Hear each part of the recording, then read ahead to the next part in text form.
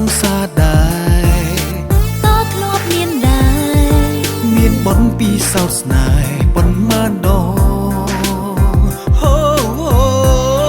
រំសាទុំចិត្តមិនបានទេធ្វើឲ្យគេស្នេហ៍រួចក៏បង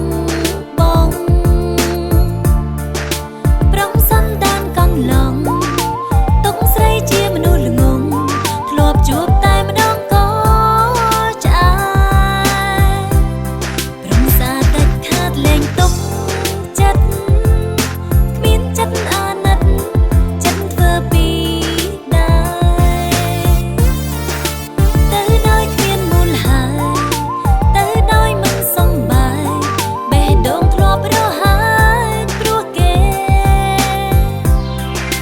នោះគឺជាមនុស្សទីមួយ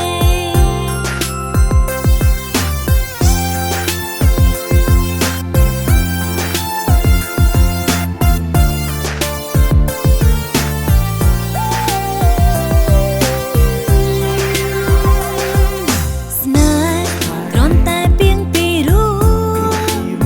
ធ្លាប់រងគ្រោះខ្លាយជាមនុស្សខ្លាចស្នេហ៍តែកុំព្រោះរឿងនោះគិនថាមនុស្សប្រុងដូចគ្នាសុំធានី